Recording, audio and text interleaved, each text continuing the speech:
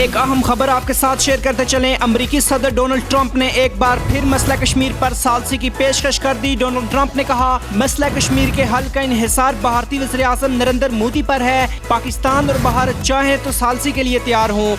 आपको मजीद बताते चलें, अमरीकी सदर ने वज़ीर आज़म इमरान खान और नरेंद्र मोदी को शानदार शख्सियात करार दे दिया। कहा, इमरान खान से मुलाकात अच्छी रही। आपको फिर बताते चलें, अमरीकी सदर डोनाल्ड ट्रंप ने एक बार फिर मसला कश्मीर पर सालसी की पेशकश कर दी। डोनाल्ड ट्रंप ने कहा, मसला कश्मीर के हल का इन्हिसार भारतीय वज़ीर आज़म नरेंद्र मोदी पर है। पाकिस्तान और भारत चाहें तो सालसी के लिए तैयार हों।